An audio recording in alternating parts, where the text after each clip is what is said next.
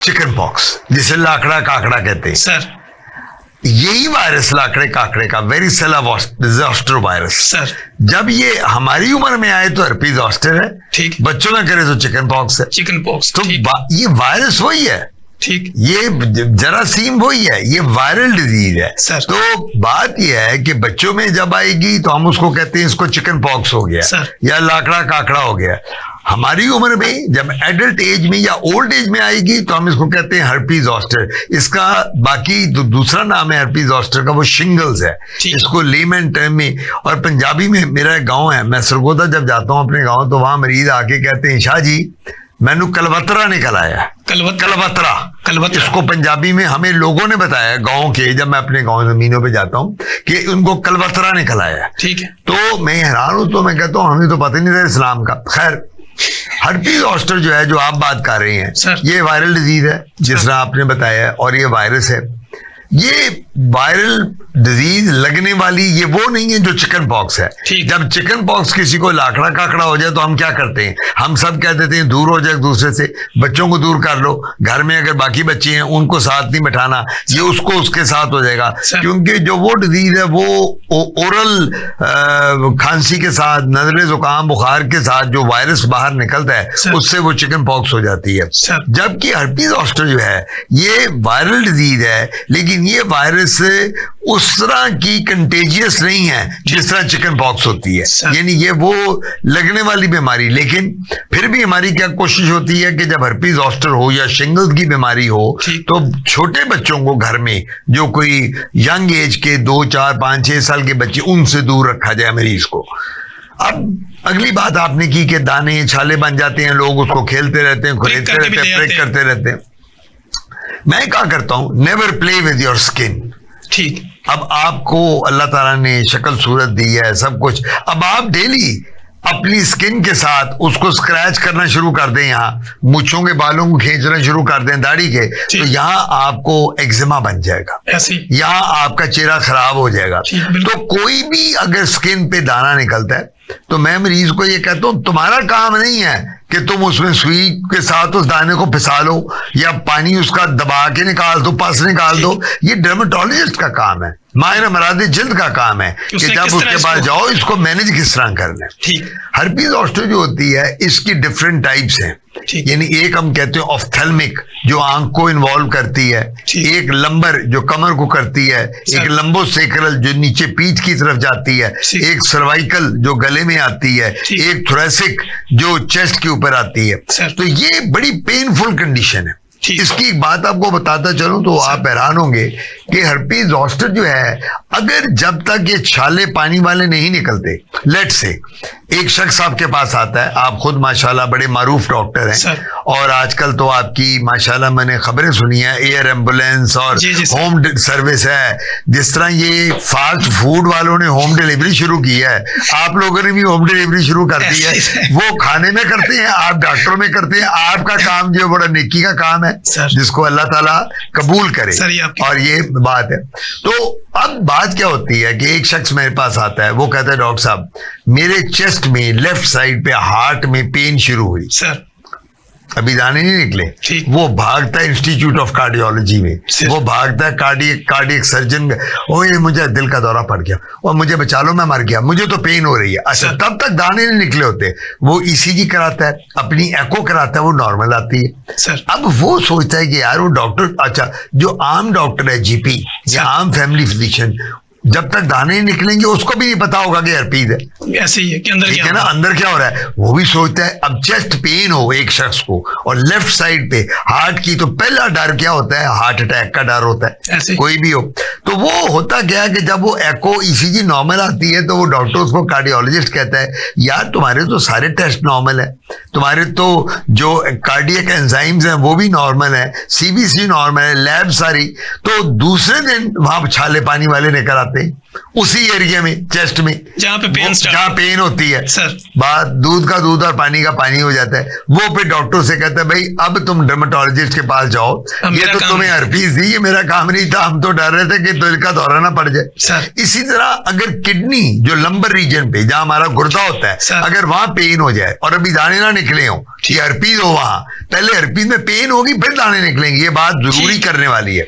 जब भी हर्पीज होगी जोस्टर में, हर्पीज जोस्टर की एक इसमें हर्पीज सिंप्लेक्स भी होती है, मैं आपसे हर्पीज जोस्टर का भी बता रहा हूँ। तो जोस्टर में पहले दर्द होगी, अब किडनी में अगर एक पीछे यानी वो स्किन का कोई भी पार्ट है वहां पहले पेन होगा, पहले पेन होगी, पहले छाले नहीं निकलेंगे। वो जब पेन होगी तो लोग कहेंगे मुझे गुर्दे में पथरी हो गई, वो जाके गुर्दे के टेस्ट कराने शुरू कर देते हैं, डॉक्टर को यूरोलॉजिस्ट के पास चले जाएंगे, डॉक्टर साहब मेरे तो पेन, मुझे लगता है गुर्दे में पथरी है, वो उसको कहता है अच्छा टेस्ट कराओ, वो उसके सारे जो रेलिवेंट टेस्ट है करता है, क्योंकि उसको तो नहीं पता होता। फिर जब वहां दाने और छाले बनते हैं पता चलता है ये हर्पीज है, लंबर रीजन में आ गई। सो हर्पीज जोस्टर जो है इसके छाले निकलते हैं। सबसे बड़ी जो सिम्टम इसका है वो पेन है, ठीक है। इसकी पेन जो होती है वो बताती है बंदे को हिला, और ये सर निकलने से पहले भी पेन, निकलने पहले भी होती है और निकलने के बाद बूढ़े लोगों में, ओल्ड एज में, जिसको हम कहते हैं पोस्ट हेपेटिक न्यूरेल्जिया। ये न्यूरेल्जिया तो 6-6 महीने साल रहता है ओल्ड एज, 60 प्लस की एज में। तो जब वो छाले निकल आते हैं वो हमें पता चल जाता है, हम एंटीवायरल देते हैं जो मौजूद हैं, एंटीवायरल के साथ पेन किलर सिम्टोमेटिक, 1 हफ्ते के अंदर, पूरा 1 हफ्ता लगता है, मरीज बिल्कुल ठीक हो जाता है। अगर वो इम्यूनो कॉम्प्रोमाइज ना हो, उसको कोमॉर्बिडिटीज ना हो, मतलब क्या हुआ, शुगर ना हो, blood pressure, cholesterol, uric acid, ये बीमारियां ना हो तो मरीज 1 हफ्ते में दाने वाने खत्म और मरीज फिट फाट और अपनी जगह पे। लेकिन अगर एक शख्स की उम्र 60 प्लस है और उसको हर्पीज ऑफ्थेल्मिक, इसका क्या मतलब है, आंख को इन्वॉल्व करती हुई ट्राइजेमिनल जो नर्व होती है, आप ऐसे डॉक्टर जानते हैं, उसमें जो 3 होती है, ट्राइजेमिनल का मतलब 3 होता है, एक ऑफ्थेल्मिक होती है, एक उसकी ये सर्वाइकल है और एक उसमें 3 यानी नर्व्स आती हैं। तो वो जब नर्व आती हैं, मैंडिबुलर और मैक्सिलरी नर्व, ये तीनों मैक्सिलो, तो वो डर होता है बंदे को कि आंख जाया ना हो जाए। फिर हम ऐसे मरीज को कहते हैं जिसकी आंख इन्वॉल्व है, go to your ophthalmologist, eye specialist को भी दिखाओ। उसमें पोस्ट हेपेटिक न्यूरेल्जिया जो पेन इसकी हर्पीज की है वो 6-6, 8-8 माह तक रह जाती है। ठीक, ये इसकी प्रॉब्लम है, लेकिन इसका इलाज मौजूद है, ये ला इलाज नहीं है। यानी गोल्डन पीरियड जब ये शुरू हो तो फौरी तौर पर फौरन जाएं और हमारे पास आएं और हम आपका फौरन इलाज करेंगे। अगर आप इम्यूनो कॉम्प्रोमाइज नहीं है, अगर आपकी कुव्वत मदाफत ठीक है, विदिन 1 वीक आप ठीक हो जाए। बच्चों में अगर इस तरह के मसाइल हो जाए तो उनको भी एंटीवायरल जो है उसका मिनिमम और मैक्सिमम दौरानिया क्या होगा? देखो ताहिर, अपना तनवीर बेटा, बात यह है कि बच्चों में पहले तो डायग्नोज करना है। ठीक है, बच्चों में ये है क्या, हम लोग देखें कोई भी बीमारी हो, अच्छा डॉक्टर कौन होता है जो पहले तशखीस बनाए। वो लोग कहते हैं ना इसके हाथ में शिफा बड़ी है, उसके हाथ में शिफा, ये शिफा हर एक के हाथ में क्यों नहीं, सारे बड़े पढ़े लिखे डॉक्टर सब पढ़े लिखे होते हैं, कोई MRCP, कोई FCPS, लेकिन वो कहते हैं नहीं फलाने डॉक्टर के हाथ में शिफा। वो रीजन क्या है, उसका क्लिनिकल सेंस बड़ा अच्छा होता है, ठीक, उसका क्लिनिकल एक्यूमेन होता है। आपने पहले पेशेंट को डायग्नोज, अब एक बच्चे की आप जो बात कर रहे हैं, बच्चे में तो 100 किस्म की बीमारियां छालों वाली, ऐसे बच्चे में तो पहले देखे इम्पेटाइगो है, जिसको पंजाबी में पानी बात कहते हैं, कि जहां पानी निकला जहां उसका पानी लगेगा वो हो जाएगा। बच्चे को स्केबीज तो नहीं है, बच्चों में जो है, बच्चे को एक्जिमा तो नहीं है, एटोपिक एक्जिमा, बच्चे को चिकन पॉक्स के अलावा हर्पीज तो नहीं होगी, हर्पीज सिंप्लेक्स, ये जोस्टर की बात नहीं कर रहा। हर्पीज सिंप्लेक्स एक बीमारी है जो बच्चों में बड़ों में बड़ी कॉमन है, और इसकी 2 टाइप्स हैं, HSV type 1 herpes simplex virus, type 2 जो है वो जेनिटल एरिया पे आती है, वो तब आती है, प्राइवेट पार्ट्स पे आती है। अगर एक मल्टीपल सेक्सुअल पार्टनर्स है किसी के और वो प्रोटेक्शन नहीं कर रहा तो उसको भी हो जाती है, उससे उसके बच्चों में आ सकती है, क्योंकि अगर उसका टावल, एक बात याद रखें, मैं हमेशा पहले भी आपके प्रोग्राम में कहा था, प्रॉब्लम ये है हम लोगों में हमारी हाइजीन जब तक ठीक नहीं होगी हम कभी ठीक, ये बीमारियां आती रहेंगी। आपका टावल अगर आपकी फैमिली यूज करेगी तो अल्लाह ना करे अगर आपको कोई फंगस है या आपको स्केबीज है तो वो उनको भी हो जाएगी। तो मैं क्या करता हूं कि बेटा अपने टावल, अपनी चीजें सब अलग कर लो ताकि ये बीमारियां लगने वाली जो हैं।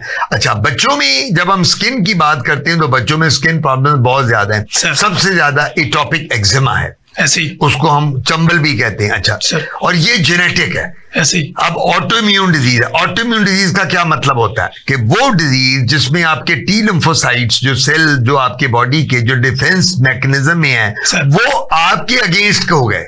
ठीक है, पंजाबी में कहते हैं अपनी फौजा अपने आप में पै गई। जैसे नट फ्री हो गया। हाँ, नेट फ्री हो गया, बिल्कुल नेट फ्री हो गया। सर। तो बात सबसे बड़ी ये है कि हमने ये देखना है पहले डायग्नोज करने के बच्चे का प्रॉब्लम है क्या। अच्छा, बच्चे जो होते हैं, अब हमारे घर में एक और आजकल घरों में, बड़े घरों में बहुत एक बीमारी है, बिल्लियां जो होती हैं वो बच्चे अपने साथ सुलाते हैं। ऐसे ही। कैट्स को अपने कमरे में, अपने बेड पे सबसे ज्यादा जो ये सर में जुएं पड़ती हैं, ऐसे ही जिसको हम पेडिकुलोसिस कैपिटस कहते हैं, सर। स्केबीज होती है जिसको खारिश कहते हैं, ये सारी जानवरों से आती है। ऐसे। अब हमने कुत्ते, बिल्लियां, कबूतर, तोते, बकरियां, गांव में जाओ, भैंसें, गायें, जो हमारे, मैं जब अपने गांव में जाता हूं तो हमारे गांव में तो भैंसें और गायें होती हैं सारी। वहां जमीनों पे जब मैं जाता हूं तो मैं हैरान होके, फिर मैं उनको टच तो नहीं करता, लेकिन जो मेरे काम करने वाले मदार हैं उनको बता देता हूं कि बेटा तुमने इनको जब भी हाथ लगाना है, साफ करना है इनको जानवरों को, तो अपना हाथ धोना है जाके, क्योंकि बीमारियां फैलती हैं ये वाली जो मैंने बताई है एक से दूसरे को होती हैं। तो बच्चों में पहला तो सबसे बड़ी बात यह है कि आपने डायग्नोसिस करना है।